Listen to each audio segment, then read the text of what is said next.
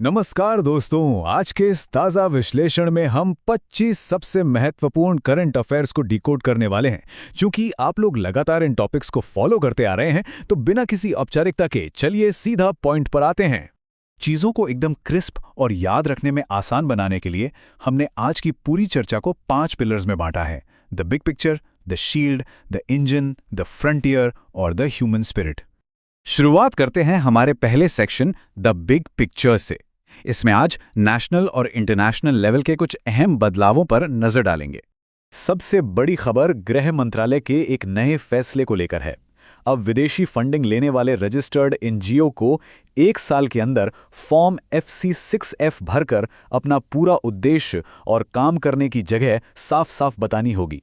विदेशी फंड्स में पारदर्शिता लाने के लिए यह कदम कितना अहम है, इसका अंदाजा हम सब लगा ही सकते हैं। देश दुनिया से कुछ और बहुत ही दिलचस्प अपडेट्स हैं।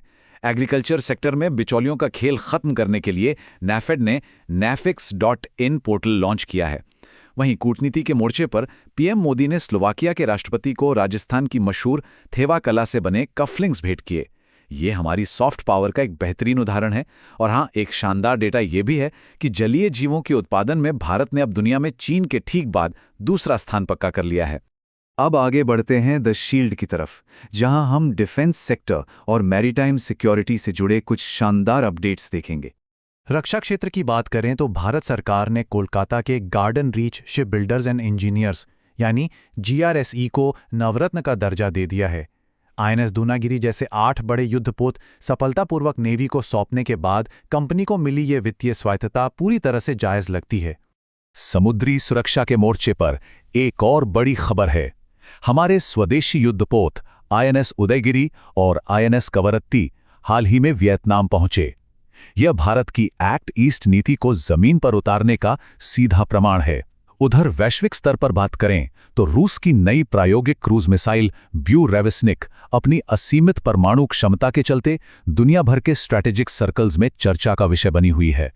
इकोनॉमी की तरफ मुड़ने से पहले एक बहुत ही दिलचस्प विरोधाभास पे गौर करते हैं। एक तरफ जहां वैश्विक स्तर पर भारत की तकनीकी धाक बढ़ रही है, जैसे कि IIT मद्रास के प्रोफेसर B रविंद्रन का संयुक्त राष्ट्र के AI पैनल में शामिल होना, वहीं दूसरी तरफ भारत और अमेरिका के बीच व्यापार अधिशेष यानी ट्रेड सरप्लस में 40% से भी ज्यादा की भारी गिरावट दर्ज की गई है। और ट्रेड की इस बात से ही हम पहुंच जाते हैं अपने तीसरे सेक्शन दी इंजन पर। चलिए देखते हैं अर्थव्यवस्था और बैंकिंग के पहिए कैसे घूम रहे हैं। शुरुआत करते हैं इस बहुत बड़े वित्तीय आंकड़े से। विश्व बैंक ने भारत के प्राइवेट सेक्टर में रोजगार और आर्थिक विकास को तेज करने के लिए $1.5 बिलियन के फंड को हरी झंडी दिखा दी है। ये एक बड़ा गेम चेंजर साबित हो सकता है। इसी से जुड़ा एक और विशाल आंकड़ा देखिए, 4,000 करोड़ रुपया।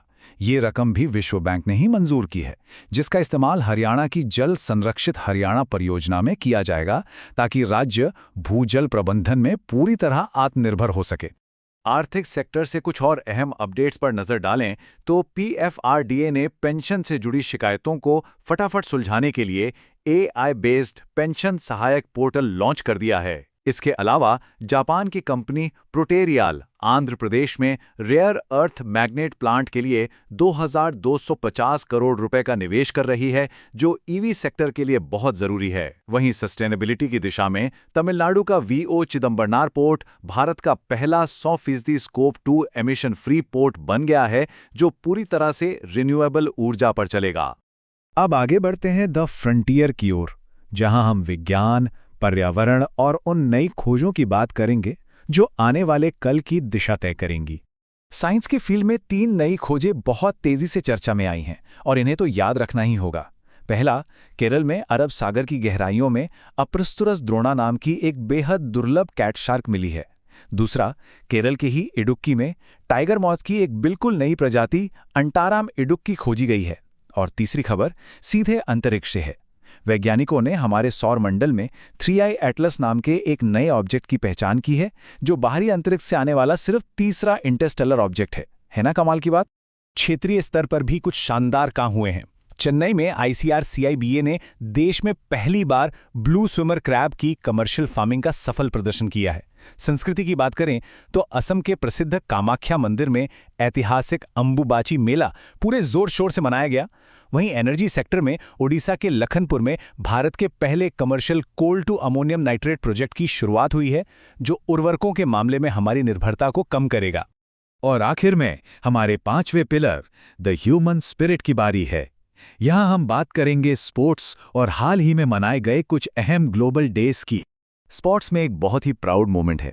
बेंगलुरु को आधिकारिक तौर पर 2027 की एशियाई रिले चैंपियनशिप की मेजबानी सौंप दी गई है। और अगर इंटरनेशनल फुटबॉल की बात करें तो स्पेन के युवा सनसनी लामिन यमाल ने कमाल कर दिया है। वे UEFA यूरो इतिहास में गोल दागने वाले सबसे कम उम्र के खिलाड़ी बन गए हैं। सेशन को खत्म करने से पहले जून के इन अहम दिनों को फटाफट समराइज कर लेते हैं। 21 जून को विश्व संगीत दिवस मनाया गया, जिसकी थीम थी म्यूजिक फॉर पीस। और 23 जून का दिन तो वैसे भी बहुत ऐतिहासिक है। इसी दिन 1894 में अंतर्राष्ट्रीय ओलंपिक समिति की नींव रखी गई थी और यही दिन हमारे लोक सेवकों की मेहनत को सम्मानित करने के लिए संयुक्त राष्ट्र लोक सेवा दिवस के रूप में भी मनाया जाता है। तो इन सभी अलग अलग घटनाओं को एनालाइज करने के बाद, चाहे वो विश्व बैंक से मिला करोड़ों का फंड हो या फिर विज्ञान की नई खोजें, एक सवाल मैं यहां छोड़कर जा रहा हूं। इनमें से कौन सा डेवलपमेंट आपको लगता है कि भारत के फ्यूचर पर सबसे जबरदस्त और दूरगामी प्रभाव डालेगा? इस पर थोड़ा विचार जरूर कीजिएगा। आज के इस विश्लेषण में बस इतना ही। सीखते रहिए और आगे बढ़ते रहिए।